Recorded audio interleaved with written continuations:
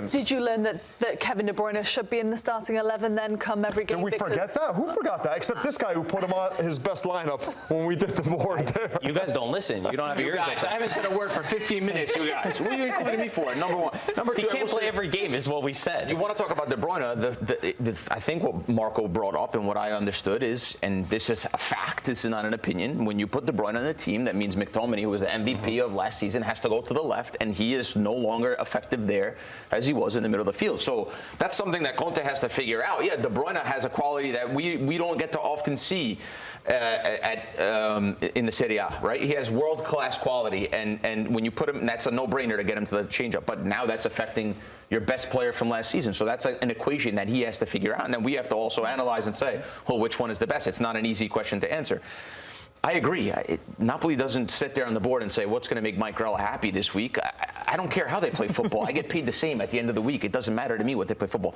And like I've said this many times, if the likes of Man United, the likes of bigger clubs actually understood how to play like Antonio Conte and Allegri and these guys to get results, be defensive, be pragmatic, not be beautiful, but get the result first, I think that's an important part of football. I think that's one way you can get it done, but it's bare knuckle stuff. It's mosh pit football. It's ball inside the box. Let's not make any mistakes of how they're getting it done.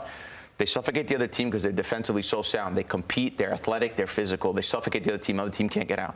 Once they have the ball, they're patient with it in possession, side to side, side to side, right? Very little creation, aside from De Bruyne that can create with one pass. Then the rest is balls in the box, balls in the box. McTominay, 6 foot whatever. Hoyland, 6 foot whatever, or when it was Lukaku, 6 foot whatever. Anguissa, animal. Big boys. Luka when he's there. Luka, 6 foot whatever, animal. Balls in the box. First ball, second ball, keep the play alive. Rebound, boom, off the keeper's face, off the post, bang, boom, goal. Right? That's fine. They get the job done. They get 3 points. They don't have to entertain me by any means, but it's bare knuckle football. It's rough football. That's how they win games. Then, because it's the most sustainable football. It's the most sustainable. It's the most sustainable way to play football. There's nothing wrong with what you're saying, because I think what you're hinting at is that we have philosophers like Thiago Motta, Ruben Amorim that are so stuck in their ways, that were so stuck in their philosophy, instead of adapting to the team that they have, adapting to the opposition that they face. And this is why there's a lot of managers out there, right, that aren't getting consistent results, that are getting sacked, because they go gung-ho when they shouldn't. Conte, the pragmatism is not dead. Defensive teams are still winning. As a matter of fact, Poppy, look at the last 15 years.